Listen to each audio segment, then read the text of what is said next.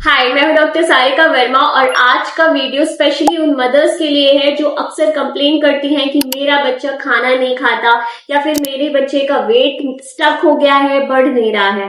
तो इस वीडियो को देखने के बाद आपकी ये सारी प्रॉब्लम बिल्कुल सॉल्व हो जाएगी। आज के वीडियो में मैं आपको कुछ 10 पॉइंट्स बताऊंगी, 10 बातें ऐसी बताऊंगी जिसको फॉलो करते ही आपका बेबी का वेट भी बढ़ेगा और वो इजीली खाना खाने लग जाएगा। So not wasting any more time, let's start with point 1। सबसे पहली चीज है कि बेबी का बर्थ वेट।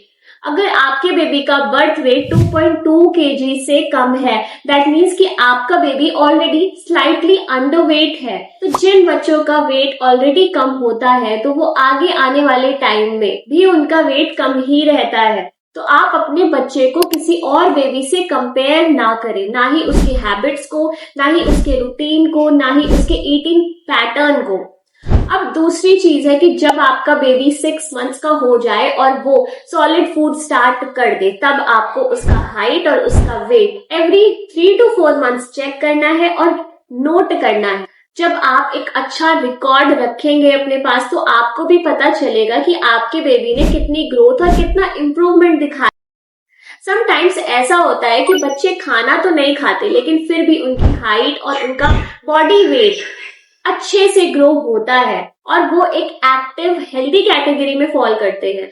थर्ड पॉइंट जो अक्सर ही मदर्स इग्नोर कर देती हैं वो ये है कि जब आपका बच्चा 1 साल के ऊपर का हो जाता है तो बेबी का वेट थोड़ा सा स्टक हो जाता है और बेबी खाने पीने में ज्यादा इंटरेस्ट नहीं लेता, क्योंकि ये वो टाइम है जब आपका बेबी बहुत सारी चीजें ऑब्जर्व करता है, नोटिस करता है, वो बोलने की कोशिश करता है, वो हर चीज को टच करने की, फील करने की कोशिश करता है। तो उस टाइम पे उसका इंटरेस्ट खाने से हट के बाकी चीजों में आ जाता है। तो इस टाइम पे अगर आपका बच्चा 1 साल का है, 1 साल से 2 साल के बीच का है, बिल्कुल परेशान ना हो कि मेरा बच्चा अचानक से खाना क्यों कम कर दिया या उसकी डाइट क्यों कम हो गई है। ये एक नेचुरल बात है और ये एक हेल्दी साइन है कि आपका बेबी एक्टिव है और वो बाकी चीजों में पार्टिसिपेट कर रहा है।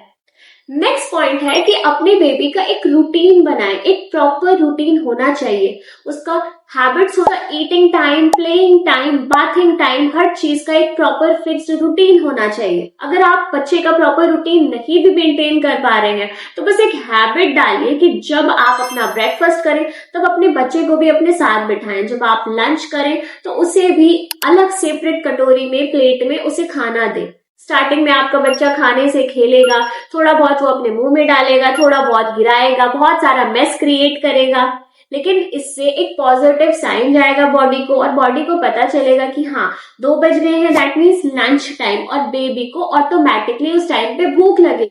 पूरे दिन में भी अगर आपका बेबी 3 बार खाना भी खा रहा है, प्रॉपर ब्रेकफास्ट कर रहा है, लंच कर रहा है, डिनर कर रहा है, तो भी सफिशिएंट है। बस नोटिस ये करना है कि आपके बच्चे को इन 3 टाइम भूख लगे और वो अपने से ही खाना मांगे, और ये तभी पॉसिबल है जब बच्चे का एक प्रॉपर रूटीन बना रहे।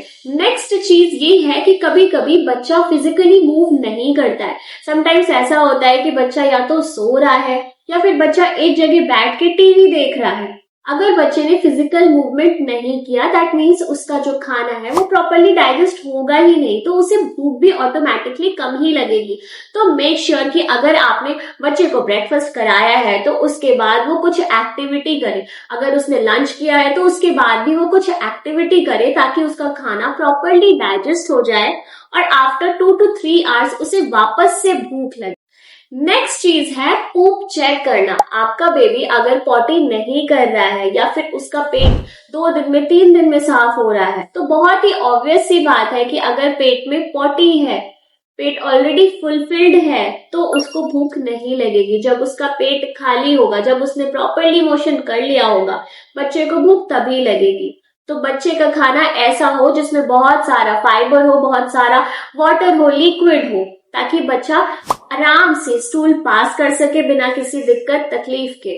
और 1 साल के ऊपर के बच्चे का पॉटी रूटीन भी बनाना बहुत ज्यादा इम्पोर्टेंट है। नेक्स्ट चीज है मिल्क इनटेक। बहुत सारी मदर्स बॉटल फीड करती हैं या फिर ब्रेस्ट फीडिंग कराती हैं और उसके बाद उनकी कंप्लेन रहती है कि बच्चा खाना तो कुछ खाता ही नहीं है। तो देखिए, या तो बच्चा दूध पी सकता है या खाना खा सकता है। अगर आप ऐसा सोचते हो कि बच्चा मिल्क भी ले ले और फूड भी ले ले, तो ऐसा पॉसिबल नहीं है। बच्चे का पेट का साइज बहुत छोटा सा होता है, तो उसमें आप एक ही चीज डाल सकते हो। तो अगर बच्चे के साथ ईटिंग प्रॉब्लम आ रही है तो मेक श्योर कि आप उसे 1 साल के ऊपर के बच्चे को अगर ब्रेस्ट मिल्क आप दे भी रहे हो तो सिर्फ कोशिश करें कि रात के टाइम पे ही फीड कराएं, में नो ब्रेस्ट मिल्क फीडिंग। और अगर आप ऊपर का दूध दे रहे हो, बॉटल फीडिंग करा रहे हो, तो वो भी 150 ml से ज्यादा 24 आवर्स में नहीं होना चाहिए। अगर आप बच्चे को 150 या 200 ml से ज्यादा दूध पिला रहे हो तो ऑब्वियस सी बात है कि वो खाना कम खाएगा। और 1 साल के ऊपर के बच्चे को दूध से ज्यादा जरूरी है अनाज खाना। उसे सिर्फ कैल्शियम यानी दूध की जरूरत नहीं होती है, उसे सारी चीजें चाहिए। उसे प्रोटीन चाहिए, उसे कार्बोहाइड्रेट्स चाहिए, उसे फैट्स चाहिए, उसे विटामिन चाहिए, मिनरल्स चाहिए, वाटर चाहिए, और ये सारी चीजें अनाज से ही मिलेंगी। नेक्स्ट पॉइंट है कि बच्चे के खाने को बहुत ज्यादा कलरफुल और अट्रैक्टिव बनाएं, क्योंकि जब आपका बेबी 1 ईयर के ऊपर का हो जाता है तो वो हर चीज को नोटिस करता है, ऑब्जर्व करता है, और जो भी चीजें कलरफुल होंगी, अट्रैक्टिव होंगी, वो उन्हें खाने की कोशिश करेगा। खाने को अट्रैक्टिव आप कलरफुल मील्स के थ्रू बना सकते हैं। बहुत सारे वेजिटेबल्स डाल सकते हैं, बहुत सारा सैलेड्स, बहुत तरीके के फ्रूट्स ऐड कर सकते हैं। नेक्स्ट चीज जो बहुत इंपॉर्टेंट है कि कभी भी बच्चे को फोर्स फीडिंग ना कराएं। अगर बच्चे का मन नहीं है या फिर अगर उसका पेट भर गया है तो इमीडिएटली खाना स्टॉप करें। इंडियन मदर्स की आदत होती है कि अगर उन्होंने आधी कटोरी दाल लिया है तो जब तक वो दाल पूरी कंप्लीट नहीं हो जाएगी तब तक वो बच्चे के पीछे पड़ी ही रहती है। इससे बच्चा आपका और ज्यादा इरिटेट हो जाएगा और वो दाल के लिए हेट्रेड डेवलप कर लेगा। फिर जब भी आप वो दाल का कटोरी लेके आएंगे उसके सामने तो वो उससे पीछा छुड़ाएगा। तो प्लीज मदर्स ऐसा ना करिए। अगर आपका बच्चा 2-3 स्पून लेने के बाद ही उसे नहीं रेजिस्ट कर रहा है तो वहीं पे रुक जाइए। और अगर आपको लग रहा है कि बच्चे का शायद पेट अभी भरा नहीं है, आप कोई दूसरा मील लेके आइए आफ्टर 1.5 आवर। नेक्स्ट पॉइंट है कि ऑब्जर्व करिए कि आपके बच्चे को किस तरह का खाना पसंद है। कुछ बच्चों को मीठा पसंद होता है, कुछ बच्चों को नमकीन पसंद होता है। तो जिस तरह का फूड आपके बच्चे को पसंद है आप उसी के टेस्ट बड्स के अकॉर्डिंग ही खाना उसके लिए बनाइए। अगर आपको लगता है कि बच्चा पूरे घर में भाग रहा है, मेस क्रिएट कर रहा है, तो उसके लिए आप एक प्रॉपर सिटिंग चेयर ला सकते हैं जिसमें एक फीडिंग प्लेट अटैच होती है। आप बच्चे को वो सिटिंग चेयर पे बिठाइए और उसकी छोटी सी अट्रैक्टिव सी कटोरी या प्लेट उसके सामने रखिए, और जो भी चीजें आप खाने में खा रहे हैं सेम वही सारी चीजें उसे भी दीजिए। अब अगर आप सैलेड खा रहे हैं तो मेक श्योर करिए कि बच्चे की प्लेट में भी सैलेड हो। ऐसा करने से बच्चे को लगेगा कि he is also getting the same food as other members of the family. से बच्चा और ज्यादा इंटरेस्ट लेके खाना खाएगा, और जितना भी मेस क्रिएट होगा वो सारा सिर्फ चेयर और चेयर के अराउंड होगा, जो आपको क्लीन करने में भी इजी होगा। अब एक बहुत इंपॉर्टेंट पॉइंट ये आता है कि ये सारी चीजें करने के बाद भी कुछ बच्चे अच्छे से खाना नहीं खाते हैं। तो उन बच्चों के लिए 3 मेडिसिन हैं जो आपको टाइमली देनी है। सबसे पहली है बच्चों का डीवॉर्मिंग कराना।